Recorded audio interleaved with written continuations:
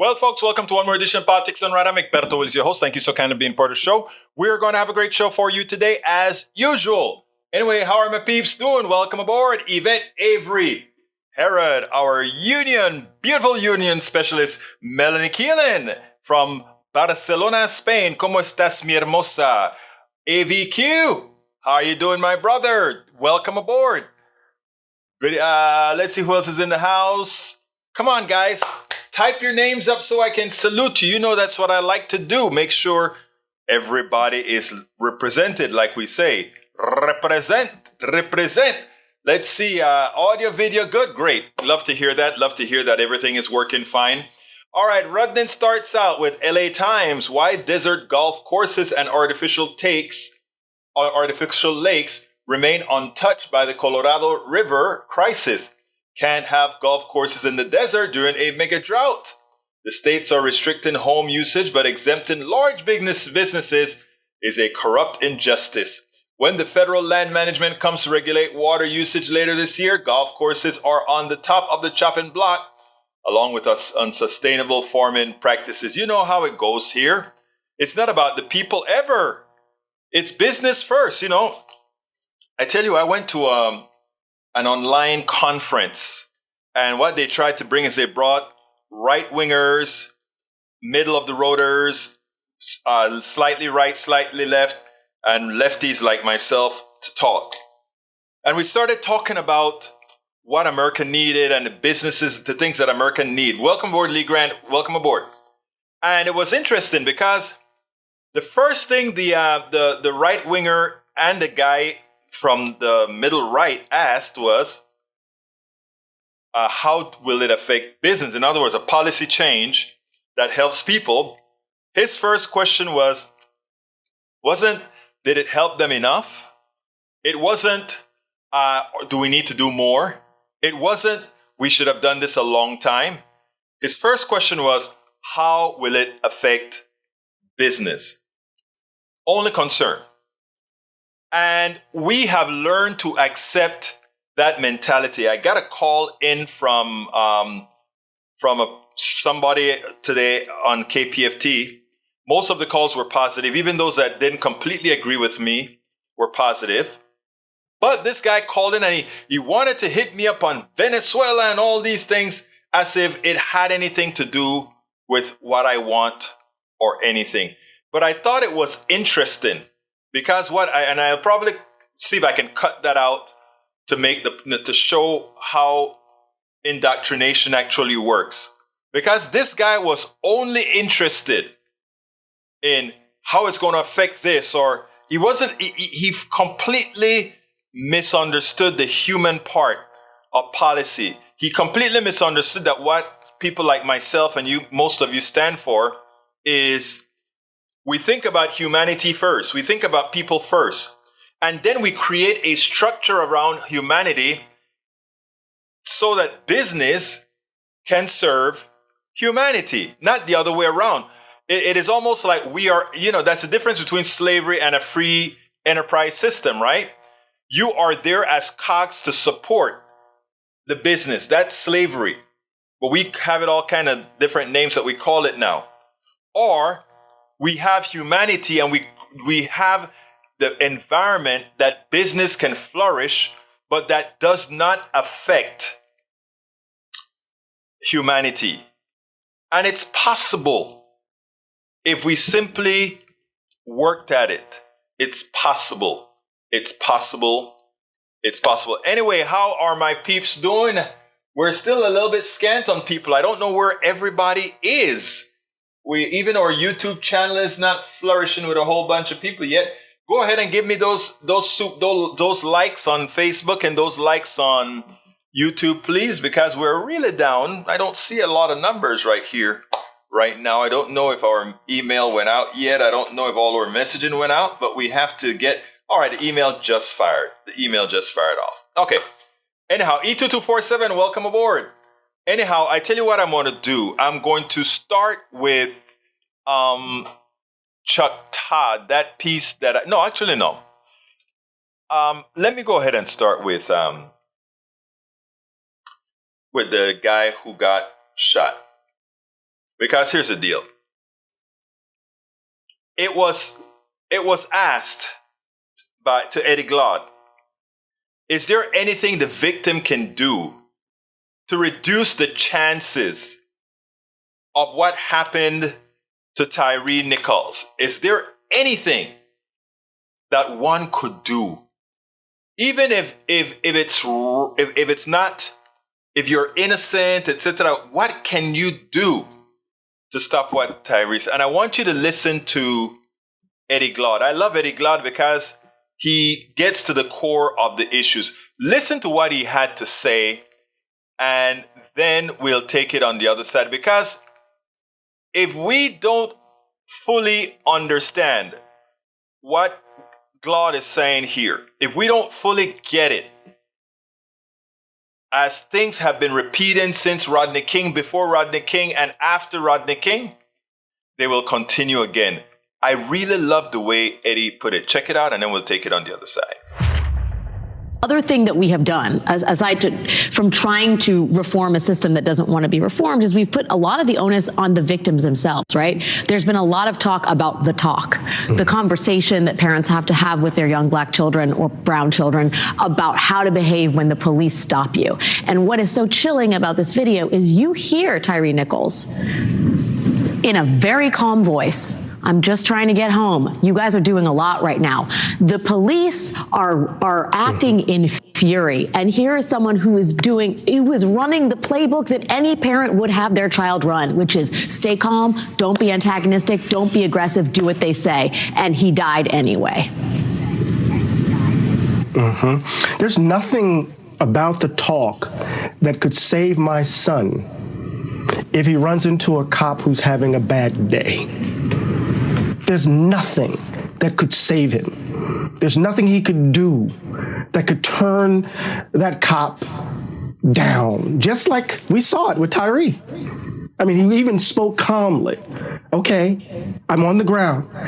And what we heard in response to that, I want to just say something that echoes something that Rashad said.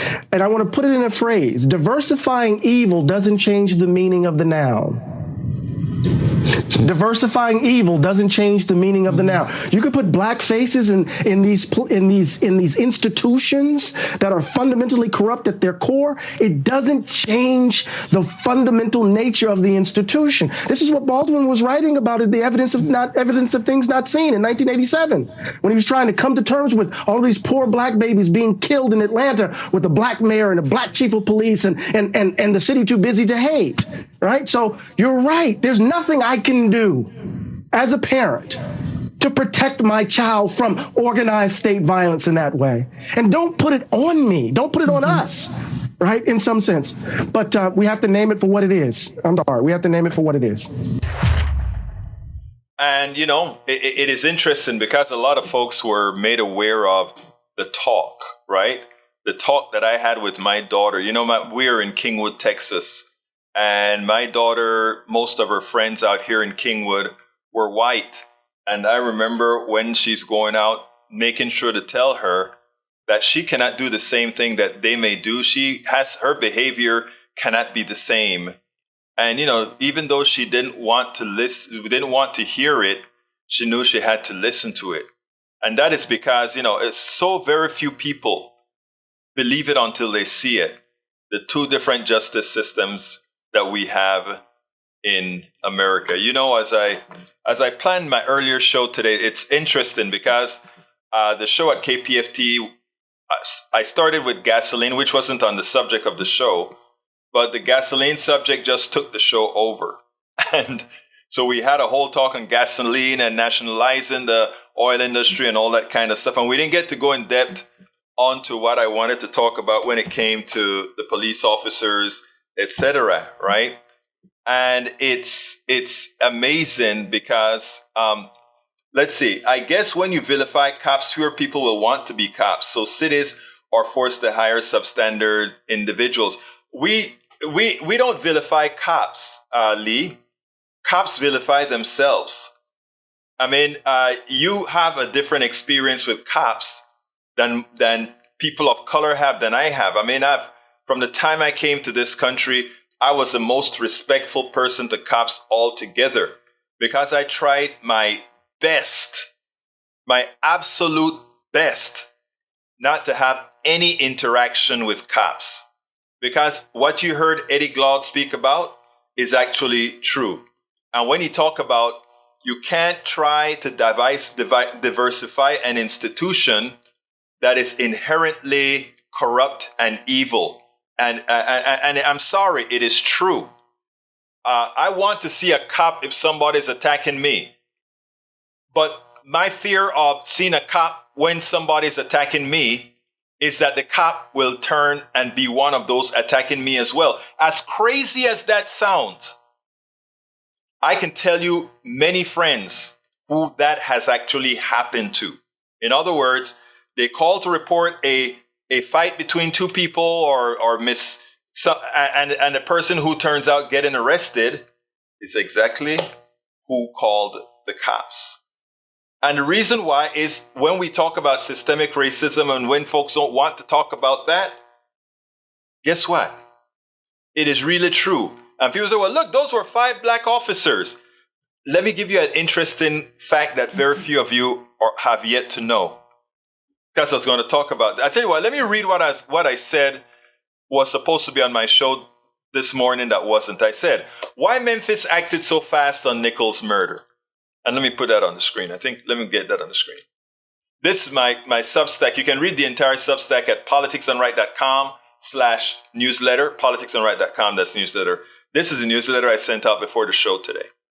And it says, why Memphis acted so fast on Nichols' murder? I said, the 5 police officers immediately fired and charged with murdering Tyree Nichols are about to learn a lesson. They will be privy to the dual injustice system most criminal and social justice activists have been fighting to eradicate. There were no chance of Blue Lives Matter. There was no wait for all the data to be reviewed. Additional officers that were complicit so far have not been charged. And let me stop there. Because there were white officers that were a part of the cabal that was beating this guy. Now, I didn't see on camera any of the white officers in this case beating the guy, but one of the white officers was there washing the thing out of the eyes of the incompetent cop who got the spray in his eyes. And another one was on the side as well. Nobody tried to stop the murder. In America, when you are complicit, you are also charged. They weren't charged. The 5 black guys were charged. And it is what I'm talking about when I say there were no chance of Blue Lives Matter. There was no wait for all the data. Additionally, officers that were complicit so far have not been charged. Think about that. These officers were caught on the few cameras that terrorized the young man, but that is the modus operandi of the policing system in America. Many police officers see themselves as some enforcer. They get their kicks from dominating others. Go into any minority or poor area and they would tell you that the beatings you saw are standard procedure, mostly not videoed. I just interviewed Chivas Watson a few weeks ago when he was beaten also and got his finger broken by a black police officer in Harris County. Defunding the police was a moniker ripe for the right wing to misconstrue. But reforming the police by moving all but the duties where a gun is necessary will save lives and use their oversized bravado where it is needed most. You see, they should have never started a moniker, defund the police, that's not what they should have done. They should have simply progressively removed the job descriptions that police have. Where police officers are needed for the bravado and the gun, let them go there. When there's a criminal act, when there's a shooting, send the police officers. But when there are psychological issues, when there are we don't even need traffic stops. We have enough cameras around to go ahead and handle mailing you a ticket so that you don't have to have an interface with the cop. Because God forbid, I don't want an interface with a cop when he's having a bad day. And suffice it to say, I'll be honest, I have had bad and good encounters with police officers. Okay. But I tell you, and not only that, I've written blogs about good police officers that I've encountered that actually got one of them a commendation. So I'm not some person that is anti-police, and no, I'm anti-bad police, but most police officers, I will grant you, most police officers are bad by inference. In other words, they know bad police officers and they're doing nothing about it. And if that occurs, you continue to have the bad police officers. And we have to we have to understand that.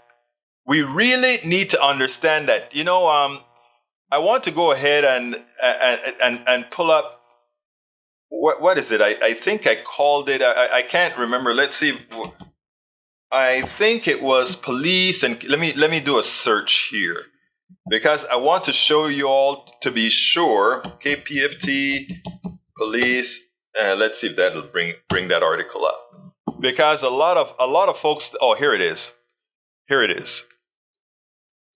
Just to let you know, I am not anti-police.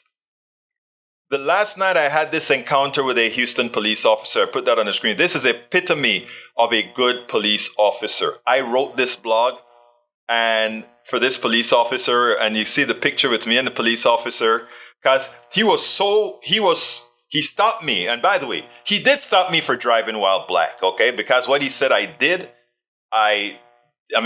even if I did it, it's not something that you would have stopped somebody for, but he stopped me, okay? But he was very professional. He just wanted to know I was in an area that probably a lot of folks at the time probably didn't look like me, okay? And he stopped me. And he claimed that I did X, Y, Z. I don't really think I did. But anyhow, I'm not going to read the story, but he stopped me. We had a professional interchange. He didn't give me a ticket. He just said, please don't do that. He just wanted to see who I was. And because I was very methodical, read this article. I'm going to put this article in the chat so you guys can actually see it for yourself. That's the article that I wrote on this officer. But I had an update where I said, I just received an email from the Houston Police Department. The name of the officer is Chad Minton. As a result of the blog, Officer Chad Milton received a written citizen commendation. Just to let you know. Egberto, Egberto, one more for the screen. Okay. You want something on the screen? Here we go. All right. There we go for the screen for brother. Let's see. Introducing cross-app messaging. You can now search. All right, let's see. Here we go. Why the hell are we even... This is what Radnin just gave me to put on the screen. Why the hell are we even still doing traffic stops anyway? For speeding, we're sending armed people around to pull people over and confront them in person for things like busted taillights. Why? Take a plate and mail the effing ticket. And that's what I heard somebody mentioned on TV last night. She said, we don't need to use armed police officers to go interrupt the lives of somebody.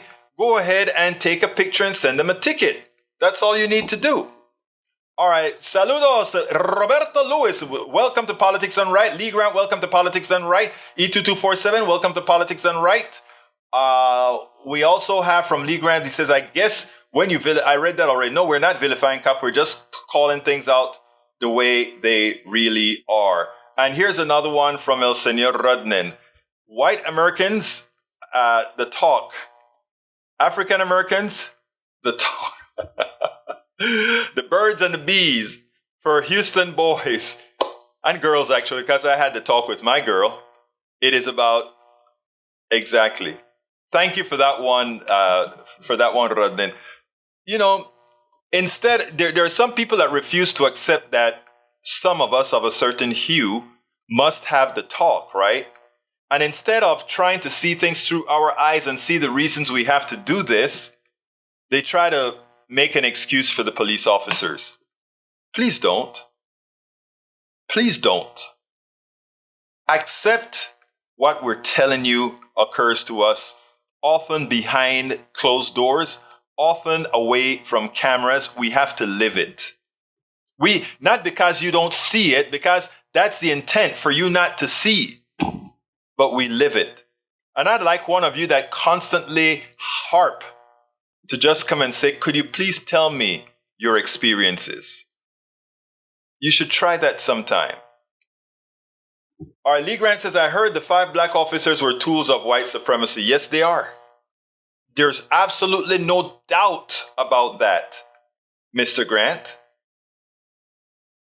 E224 said, AG Gerlin playing snooker with the AG bar and Jamie. Yeah, I heard you, man. Ledo says, yeah, me too. Everything is racist. It must be really hard to be black. Actually, it is. It is hard, Mr. Ledo.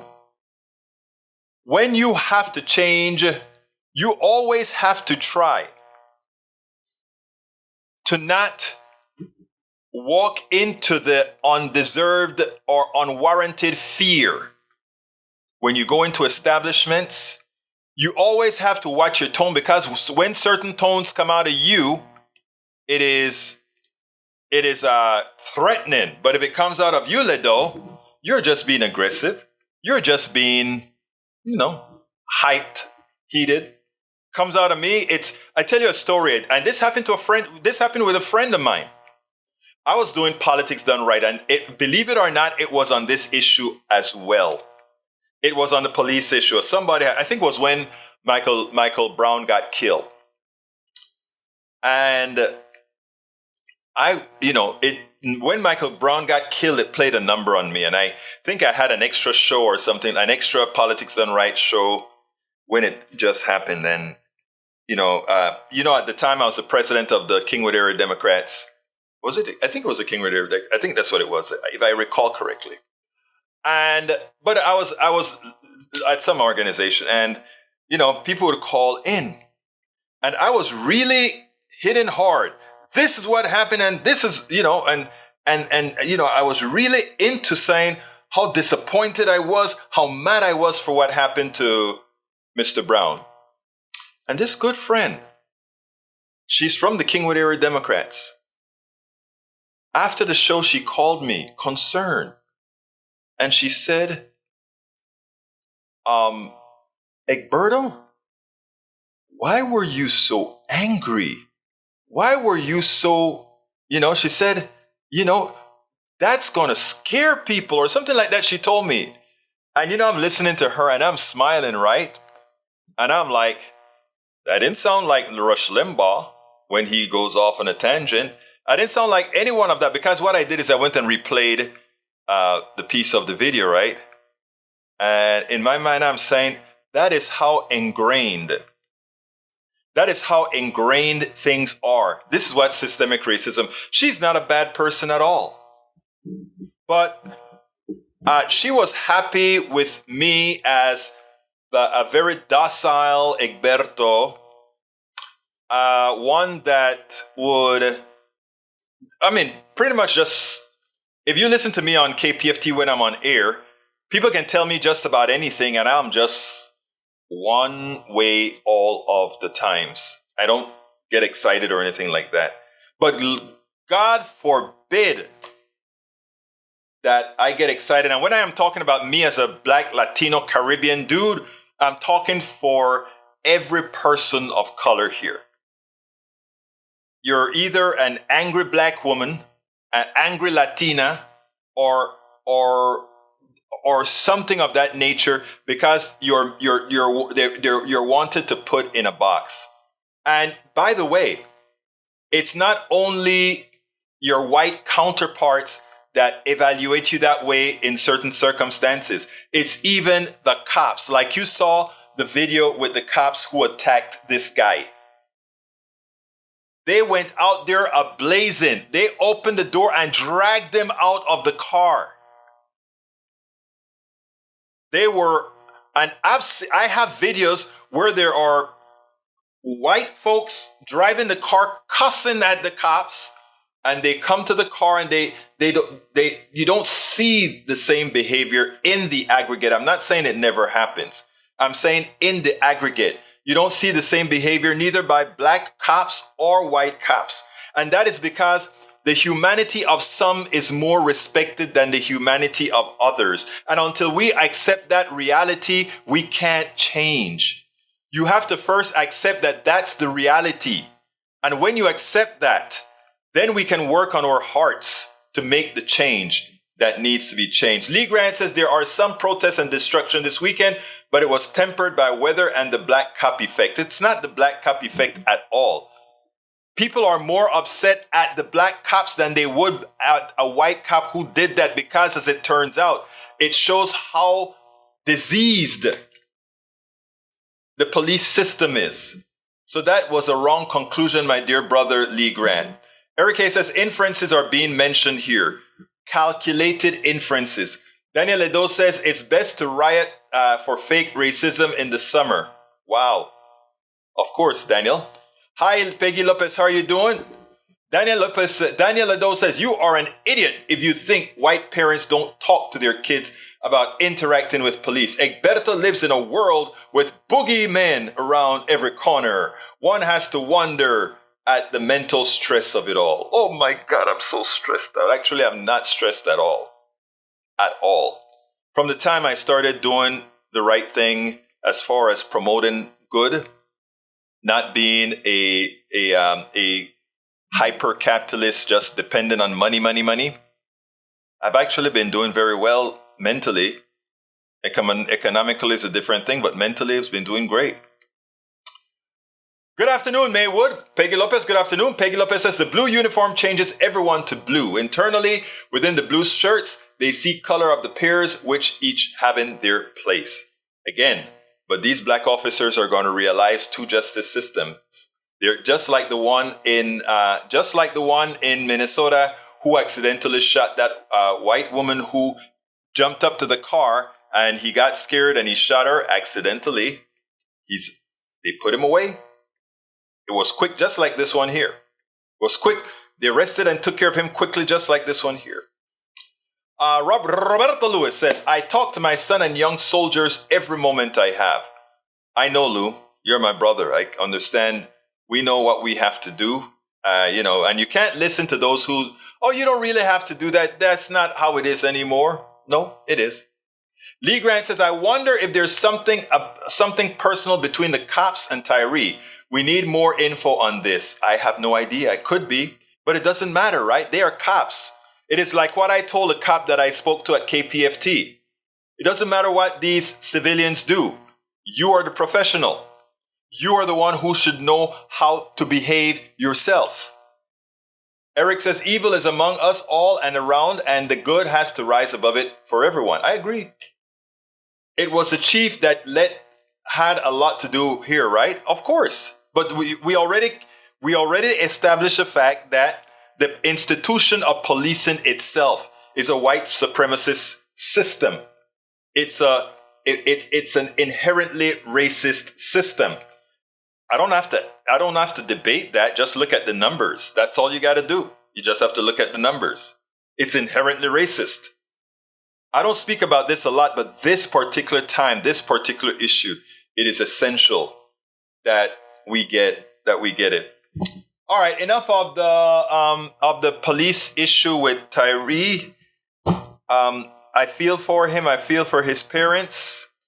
But EGMCP is not with us. I'll have to give her a call later on, make sure all is okay. I know that she had a lot of snow to clean up and all that good stuff, but I'll check with her. Don't forget, folks, if you're on YouTube right now, consider joining our PDR Pass. Just click that join button. Anyhow, let's continue. Chuck Todd. I was so impressed with Chuck Todd. A lot of people later on gave me hell. He's just doing his job. Yeah, but when people do a good job, like just when my cop did this good job, when this cop here did a good job with me, I made sure to get him commended. When he did a good job, I made sure that I called it out. I even called it out at KPFT on air. I got a lot of pushback from progressives who said he was just doing his job. That was his job. I understand it was his job. But given the treatment that so many get from these guys, I think it's important that we do this. All right, let's go ahead. My brothers and sisters, let's listen to Chuck Todd. I think he did a great job. A combative Chuck Todd today was on point, by point, right on Trump's lapdog representative. And now he's chairman of some of these committees that are going to really have all the charades. Jim Jordan came out like a radical lapdog. And you know what? I was surprised to see how Chuck Todd handled him. Check this out, and then we'll discuss further on the other side. Just last week, we learned that a former FBI agent, special agent in charge of counterintelligence in the New York division, was taking money from a Russian. And this wasn't just, this was the special agent in charge of counterintelligence in New York, taking money from Oleg Deripaska, not just any Russian, the Russian. And he was also... You know who his American advisor was? Oleg Deripaska, the former campaign manager to Donald Trump's campaign. I understand. Paul Manafort. I understand. This is... So but does this not raise some troubling signs here? It sure does. That's Paul Manafort was the go-between for Oleg Deripaska. He gave him polling information on the campaign. Oleg Deripaska also paid Christopher Steele, who was the key guy on the whole Steele dossier that launched the Trump-Russia investigation. Guess who one of the people was who involved in launching that? Mr. McGonigal, this special agent at the FBI. So that's why we're looking at this attack of so you're going to look at the role Paul Manafort played with Oleg Deripaska? To the extent that may come in, but we're focused on the number of things we've seen here. And I haven't even got to the Department of Homeland Security. They're trying to set up the Disinformation Governance Board. Well, I want to unpack a little bit. You talk about the FBI abusing powers when it comes to parents and the school board. School board members were getting death threats. These weren't idle things. These weren't parents just yelling and screaming. These were actual death threats to elected officials. And the FBI got a tip. Should they not look into a death threat when an elected official gets a death threat? You're trying to create a controversy out of the FBI following up a tip. Literally, this is what Loudoun County, Virginia school board member, if she doesn't quit or resign before the end of the year, we will kill her. But first, we will kill you. These were among the comments. In Dublin, Ohio, a school board member, you have become our enemies. You will be removed one way or the other.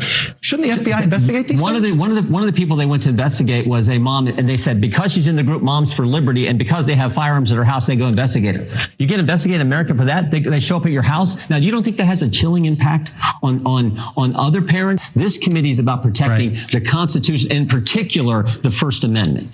The problem that when you look at it, so you want to talk about the weaponization of the Justice Department. You don't want to look at anything that happened during the Trump years.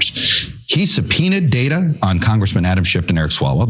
That is known. He secretly obtained reporters' phone records using the Justice Department. He pressured the Justice Department, Donald Trump did, to go easy on Michael Flynn and Roger Stone. The Justice Department was pressured by Mark Meadows to investigate this election fraud. He even tried to change the leadership at the Justice Department. My point is, if you are concerned about the weaponization of the Justice Department in the Biden years, why not investigate the Trump years? We're going to look at threats to the First Amendment. We're going to look at this. What Elon Musk through the Twitter files has displayed is unbelievable. The idea that the FBI was paying Twitter $3.4 million to help them suppress information. That's not how it works. Keep information from the American Twitter to comply with subpoenas. That's the federal law. Do you think it was okay? That's a law Congress passed. Do you think it's okay for the FBI to be meeting every week and suppressing information about a conservative and suppressing the Hunter Biden story, which we know is true? Do you think that's all right? I think most Americans say, no, that's probably information. I understand, but this is a private organization that made this decision. But you keep talking about this raid on Donald Trump. The amount of time, there was 9 months between the initial action that the archives made for request of documents before they even turned it over to the Justice Department. The subpoena was issued 60 days before they actually executed the subpoena. And more importantly, the only time the public found out about it is because Donald Trump told the public about it. This was not some sort of, you paint it as a picture of the FBI did this, and this within hours of each other, when it was actually a year and a half of Donald Trump not complying with any of the requests from National Archives. A year and a half. This is not some sort of proof that somehow that they've weaponized and playing politics over here. They raided Trump's home. They haven't raided Biden's home. Because Biden didn't defy a subpoena, Congressman. He defied a subpoena. By the way, he had 60 days to comply with the subpoena before they actually executed. President Trump had documents locked in a room with Secret Service protecting them. President Biden had documents in his garage and in a think tank that was funded by the Chinese. I think there's a difference. President Trump was the only guy who was actually president. You talk about that. You're worried about the Chinese and Hunter Biden. I'm just saying. Are you worried about the Chinese and Donald Trump? They took pictures of. Are you at all worried about that? No, I'm not. But they took pictures of the documents at Trump's house. They took no pictures of documents. In fact, it's not just me who would like to know what went on here. Senator Warner said it last week. He would like to get a briefing. He wants to see the documents. No, and guess what? The FBI is saying no, but they took pictures of the folders in Trump's home. The issue is not whether what Joe Biden did. No, the issue is equal treatment under the law. That's the issue. No, the issue is treatment under the law. You do not seem to ever see the same conspiratorial problems when it's a Republican. Those were all investigated for 4 years, and they continue to do it. Their Durham investigation investigated everything you're trying to investigate and came up with nothing. Do you not trust Bill Barr and Mr. Durham? The Mueller investigation, we had 2.5 years of this, and they were going to find Russian collusion. And guess what? They can't. Even though Adam Schiff told us the Durham investigation did not come up with any. They investigated all these concerns that you had about the FBI, about made up snitches, all these things. They didn't find anything. Why is it that you want to reinvestigate it? They found that Kevin Kleinsmith altered documents, and he pled guilty to it. That's finding. When you got someone at the FBI altering documents in front of the FISA court, that's not finding anything. That's pretty important, Chuck. They did not find what you are claiming that is out there. Let me ask you about subpoena compliance. You didn't comply with a subpoena from Congress. Why should you expect the Biden White House to comply with your subpoena? Well, first of all, I never told the January 6th committee that I wouldn't come testify. What I raised is concerns. They first asked me, I sent them a letter back. I never said no. They never responded to the letter. Next thing I know, the issue made a subpoena. I sent another letter back to them. I never said I wouldn't comply. How about telling us what you talked with Donald Trump with on January 6th? Be happy to talk to you about the concerns I had. No. But what were your conversations? I don't divulge conversations with my colleagues or with the President of the United States. I mean, I talk with him all the time. I talk to my colleagues all the time, but I don't divulge those conversations. Has the current special counsel that is looking into January 6th, have they subpoenaed you for anything? No. Have they made any contact? If they do, will you comply? Of course. Look, imagine if when Republicans showed up to meet the press, if Chuck Todd and others used to drill them this way. Yes, they still got their piece out. Jim Jordan was still able to get quite a few lies out. I cut some of them out because I wasn't going to be a medium for him to use to expose his misinformation, lies, etc. But Chuck Todd went with him point by point, toe to toe. And you know what? He even embarrassed him at one time because when he tried to bring that Russian issue up, it turned out that the person that had the most involvement with that Russian oligarch, that Russian stooge, if you will, was none other than Manafort, the guy who was President Trump's campaign manager. Chuck Todd did a good job here. I think he could have done a bit better by not giving Jordan as much talk time that he did because he still used the airwaves to misinform. But, you know, when it comes from the mainstream media, that Chuck was able to push back as he did, I think it's orders of magnitude better than before. Jim Jordan showed exactly who he was. Jim Jordan showed that he's nothing more than a stooge for Donald Trump. He's nothing more than somebody that is a hack. He is definitely a hack. And, you know, it was great to see. I really enjoyed that interview. And I really enjoyed actually giving Chuck the kudos that I think for this interview he deserved. Every single time that Jordan came up with a lie, he pushed back. He pushed back at the Russian, Oleg, right? Made it reminded that Oleg was actually working with Trump's guy. He gave a good pushback on... I love the Twitter one, right? The big thing in right-wing media is, Twitter is getting money from the FBI. Twitter always gets money from the FBI if they're asking them, we need this information. The FBI has to do what? Pay for it. I didn't call Todd a hack. I called the Johnson a hack. So if I said Todd, I made a mistake. But anyhow, so he hit every time, because every single point that Jordan brought up is either misinformation, disinformation, or a lie. Always. All right, let's see. Lee Grant says the Memphis Chiefs will be out in no time. Wouldn't surprise me. Let's see. Michael Rodden says Jim Jordan has his stories and his talking points and doesn't want to hear anything else. Well, he knows all the information, nor address any counter. He doesn't want to address that because he can't. But he knows all this stuff. For these guys to be lying, they had to know the truth. Let's remember that. They're lying because they know the truth. All right, Macaron says Trump weaponized the Department of Justice to go after his political rivals. Regular Republicans don't do that. Democrats don't do that. The DOJ is supposed to be an independent part of the executive branch, not directed exactly. Trump tried to stonewall NARA, the FBI, and DOJ for over a year, lying about willfully retaining government documents. Biden launched an investigation into himself as soon as any government documents were found. These are not the same. Eric says our current leader has had his for years and has 1,850 boxes and other electric files. Okay. Again, that's right out of the right wing. Eric Hayes says equal justice under the law, not blind justice. I agree. Eric says, Berto, censorship of the news via Chuck Todd show is bad too. Think about it. Yeah, it used to be censorship of any progressive ideas. It's to some extent, it is still censorship of progressive ideas. Daniel Ledo says, notice how Chuck Todd is focused on the crimes of the man out of power rather than the crimes of the man sitting in the White House. Which crimes are more immediate threat to the Republic? None. Because Trump is a has-been, and Brother Biden, I hate to tell you, really hasn't committed any crime per se. Let's see. Michael Rudnan says, Daniel Ledo, the crimes around January 6th are orders of magnitudes worse than anything you might be imagining. Biden did. That said, I am curious which specific crimes you are alleging Biden did. What's the right wing's bubble lying to you about lately? I hear you, brother. Then we got, para ver. Weekly meetings, Egberto with Twitter to force them to do their bidding. Oh, Lord.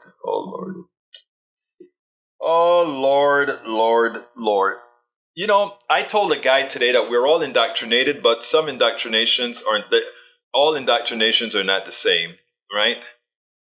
And unfortunately, I won't say that. All right, what time is it? We are at 47. Let's see what else bear with me 1 second. The other article that I wanted to cover today is on the other show that I didn't quite get to cover as I should, is Moderna COVID vaccine hike and the evilness behind it. I kind of covered this on Friday, but I think it's important for us to cover this to try to get our government to again take over the distribution of the COVID vaccine.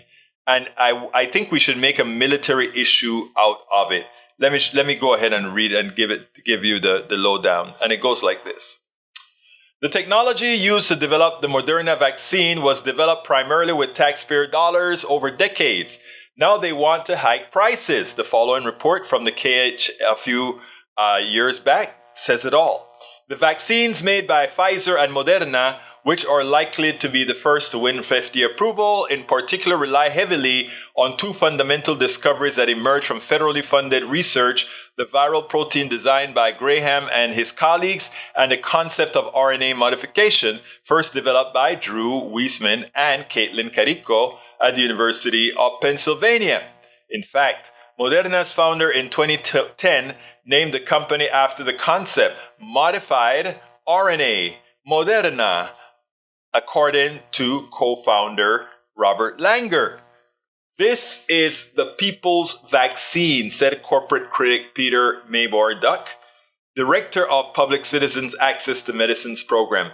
Federal scientists helped invent it and taxpayers are funding its development. It should belong to humanity. I agree. Moderna, through spokesperson Ray Jordan, acknowledged its partnership with NIH throughout the COVID-19 development process and earlier.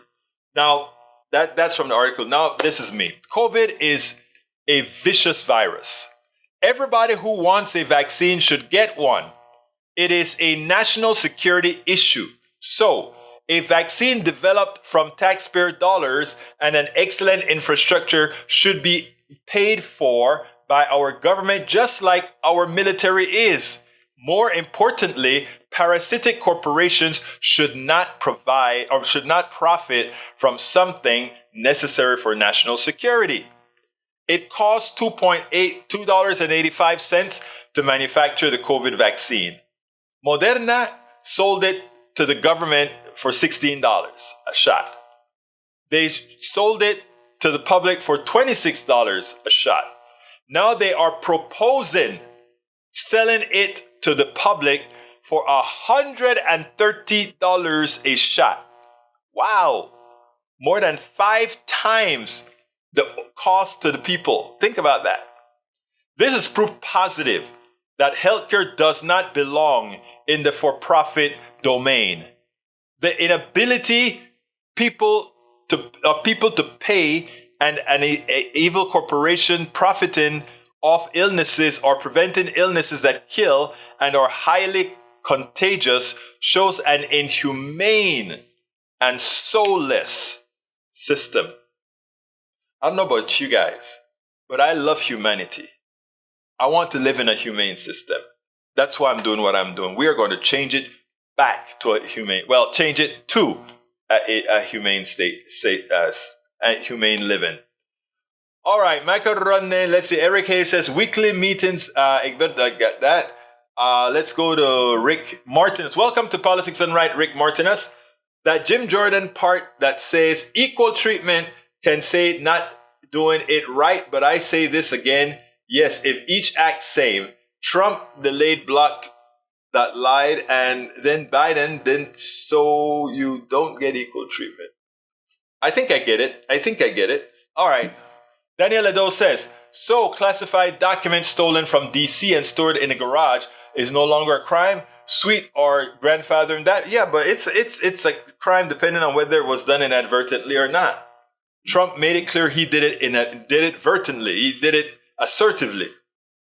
Daniel Ledo says, so classified documents stolen from DC and stored in a garage to larger is no larger a crime. Sweet or grandfathering that? Oh Lord.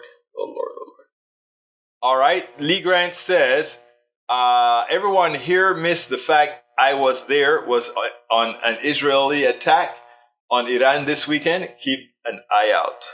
We should. All right. What else we got here? Egberto, 5 times. Can you link that article after the show? Which one is that again? Which article you want me to link after the show, Redden? And I'll do it. All right. Eric K. says, Egberto, the government gave Pfizer and others the path to be rich with the vaccines. Think about it. Well, they gave it to private companies, what you guys have always been screaming private companies should do. I don't agree with you. All right, let's see. Another one from Rick Martinez says, notice Jim Jordan never answered what asked. Instead, what? He keeps deflecting in the ole traffic of trying to switch names of issues. Go his bad faith in this. Yep. All right, Ronen says, Egberto, the one about the vaccine costing 5 times more. Will do. Although that's in my newsletter, politicsandright.com/newsletter, but I'll send it for you. Let's see what else we got here. Michael Ronen also. Daniel Ledo, regarding stolen government documents, the crime is willful retention. Thank you for that correction. If you find a classified document and try to keep it, that's when it's a crime. That is what is a crime. So normally speaking, it's not a crime. All right. Any questions, any comments from anybody before we start? Oh, I need to do my ask, don't I? I always forget to do my ask. Folks, please remember this is a show that needs your support. If you are on YouTube, just click that join button, become a part of our PDR posse. Now, even if you're not on YouTube, you can still join the YouTube PDR posse by going to politicsdoneright.com/YouTube.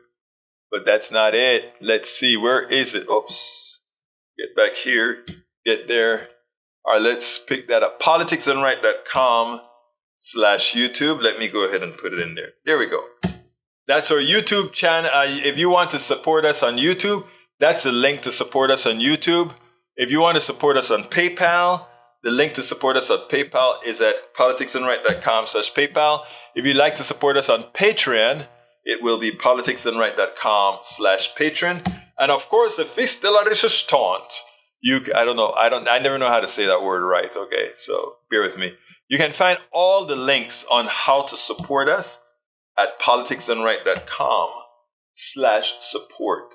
Brother says, Egberto found an article I wanted to read. It costs $285 to manufacture the COVID vaccine, Moderna. So yeah, that's the article. That is the article from in my Substack. There you go. There you go. Thank you for finding it. That means I don't have to go pull it up for you. You're a good man. All right, folks. Look, it is about that time for me to start winding this down. Do you have any questions, any requests? Hello, was doing taxes. I hear you, Breach. She's in the house. She was doing her $1 million taxes. Remember, Breach, I'm a dependent. I'm your dependent. Come on, I'm kidding. But anyhow, it is important, folks, that we share this stuff. Please share it. Please like it. Please like it on Facebook. Thumb it on YouTube. But please go ahead and help us get this infrastructure going right. And you know what? I would like to do a lot of replication. So if anybody has the urge to do some of this, feel free to speak to me and we'll kind of tell you all the little equipments that you need to get it together so that you can be one of our voices. Anyhow, my name is Egberto Willies. This is Politics Done Right. And you guys know how I end this, baby. I am what? Adios. We spend a lot of time deconstructing the news, trying to parse it into a form that everybody can understand. We try to find those little nitpicks where it flies above the fray, etc. If you really like these videos that we do, I want to ask a big favor. Please go ahead. Number 1, subscribe to our channel. And number 2, please join if you can. Thank you so kindly for watching. Keep watching. Please remember to share. We must populate the entire internet with our progressive message, a message that we know is what most Americans say that they want. So help us, please join.